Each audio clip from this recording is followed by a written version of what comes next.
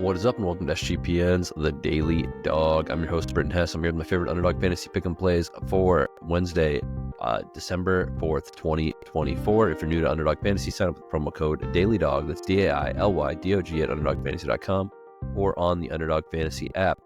That promo code gets you a $1,000 deposit match bonus, or 50% of whatever you deposit, so up to $2,000 deposit for $1,000 for free. Obviously, getting that extra those extra bites of the apple, the extra bullets in the chamber, whatever you want to call it, has a big effect on your ability to turn a profit in Underdog Pick'em. Today is a special day. We got our second guest on the show. Munaf Manji joined us. He is a host of the SGPN Probcast, the SGPN NBA Gambling Podcast. Munaf Manji, I think he also does some work for covers or pregame, one of those sites as well. So you can find stuff from Munaf all over the place. It's at SportsNerd824 on Twitter. Give Munaf a follow. He puts out his NBA props every single day on Twitter, so good follow there if you're looking for more NBA action. But let's get to our dual Thursday Night Football slip from Munaf and I. All right, welcome to the Daily Dog. I've got my second guest of all time. We got another SGPNer on here. We got Munaf Manji from the Propcast and from the NBA Gambling Podcast at Sports Gambling Podcast Network, obviously. At SportsNerd824 on Twitter. We are going to give you out a slip for Thursday Night Football, big division game in the NFC North. I'm going to start out and asking Manji. Munaf, how are you today? I'm doing well, man. It's I know everybody says, "Oh, we're on to NFL Week 14, we're on to NFL Week 15," but it seems like, the season slows down a little bit, but also it goes fast at the same time as well. But should be a fun week. We got some great matchups on NFL Week 14, starting with Thursday Night Football, man. NFC North matchup should be a big one here for the Packers, and let's see if the Lions can run away with the division here a little bit. Yeah, it's a big one. That division's far from settled, and I mean, a little bit off air. We're talking about some of the defensive injuries adding up for the Lions there. So I'm interested. What is one play you want to put on our underdog slip for Thursday night?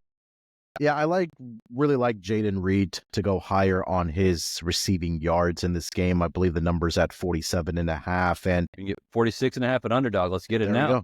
46.5 is the number there on Underdog. We'll go higher on that.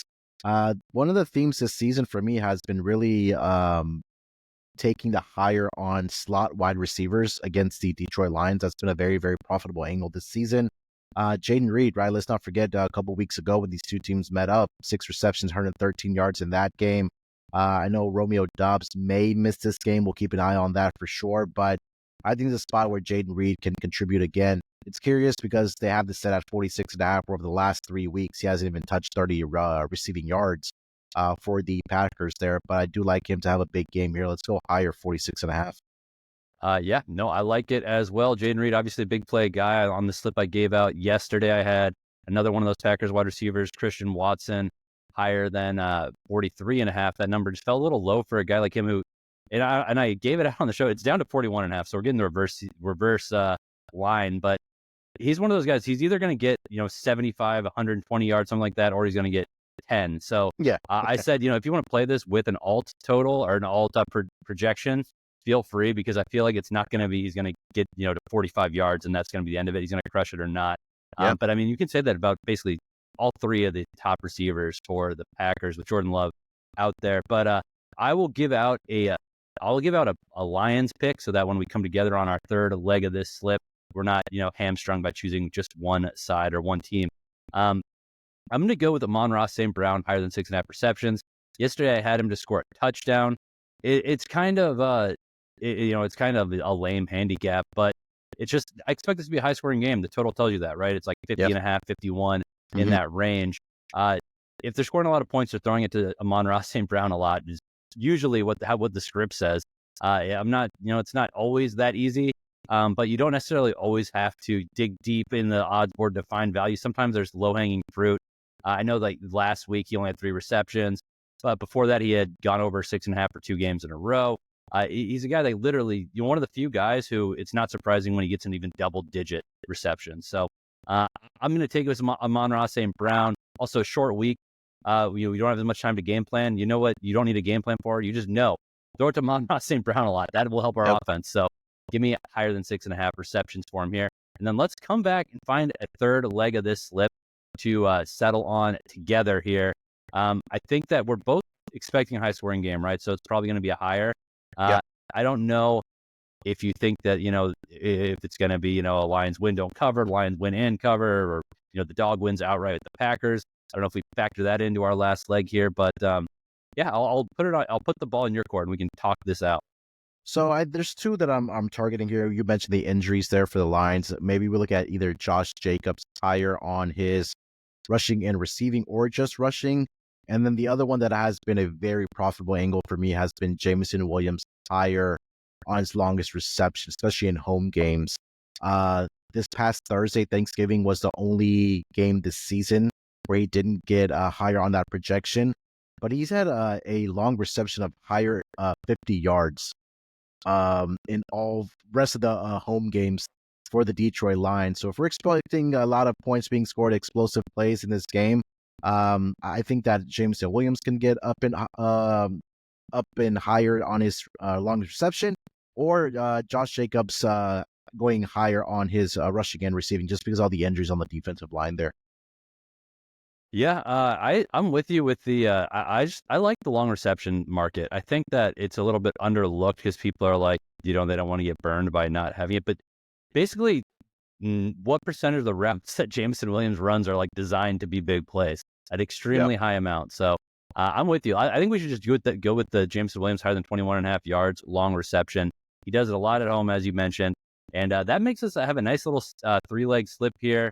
All wide receivers. That wasn't planned, but that's where we ended up. There we go. So we ended up with Jayden Reed higher than 46.5 receiving yards, Amon-Ra St. Brown higher than 6.5 receptions, and Jameson Williams, longest reception, higher than 21.5 yards. That is a 6.48x multiplier. Thanks again for hopping on, Munaf. Nice little short and sweet hit on the short and sweet show that we do for SGPN at SportsNerd824 on Twitter. Check out the Propcast on SGPN and check out the NBA Gambling Podcast. Thanks again for hopping on. Thanks, man. Thanks for having me. All right, that was great talking to Mr. Manji himself there. Again, that's at SportsNerd824 on Twitter. If you want to check out Munaf's work, you can find him all over the place. But after that slip, I've got a couple of slips of my own. I would like to bring another NBA slip forward, and man, I couldn't handle it anymore. I had to alternate one of these 3-point picks because these guys keep burning my face off. That's how I'll say it. I'll try not to swear on the show. Obviously, don't want to get demonetized or anything like that, but man, these guys are really pissing me off. That said, Mr. 0 for 19 himself, LeBron James, missed his last 19 three-pointer attempts. Kind of crazy, kind of ridiculous, but that's what the GOAT, or the self-proclaimed GOAT, one of a GOAT, the GOAT, he called himself a GOAT, not the GOAT, which is, weird in itself. But so we're going to go with LeBron James higher than 1.5 3-pointers made. He's going to go off in one of these games and make some 3-pointers. He's going to break the seal and make them again. But man, 4 games in a row, and he's going to combine 0 for 19 from 3. Obviously, it's scary, but LeBron's not going to stay 0 for whatever forever. So give me LeBron James higher than 1.5 3-pointers made. Again, it's just he's going to shoot. He shot a little bit in the last game, but man, in that game versus the T-Wolves, the Lakers were absolutely terrible. I think they lost like 80 to 108 or something, or 118. I don't know. They got crushed in that game. They had a horrible offensive showing. LeBron did not help all that much. He had a terrible, terrible game against the Heat. Let's see if he can turn it around. We're also going to go to Trae Young.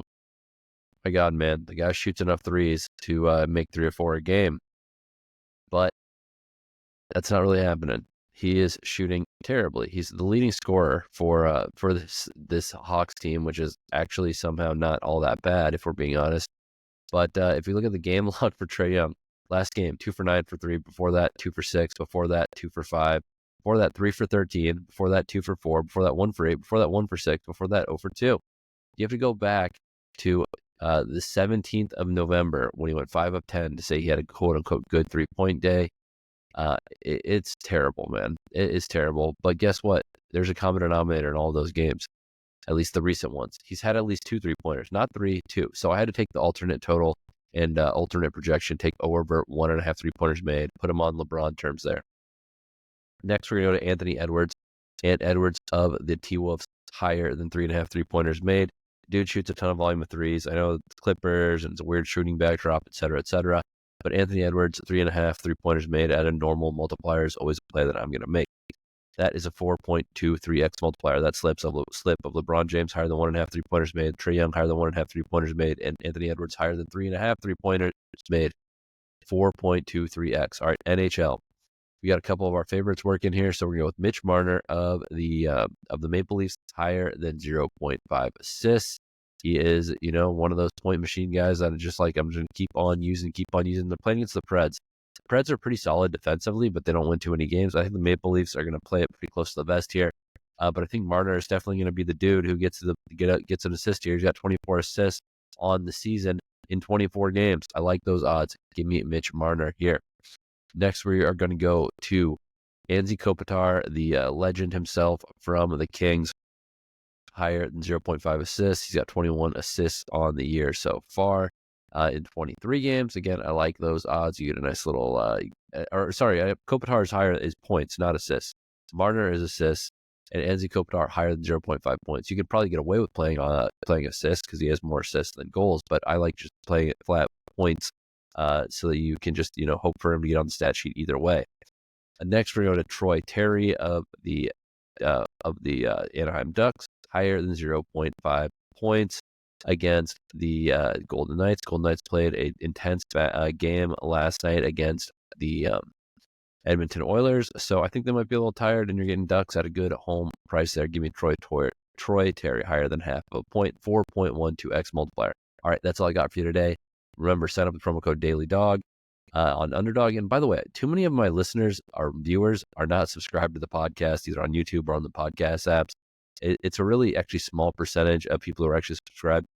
If you're going to listen to the show, just hit that subscribe button. It doesn't cost anything, and you're going to get Underdog Picks from me every single day. All right, let's make some money.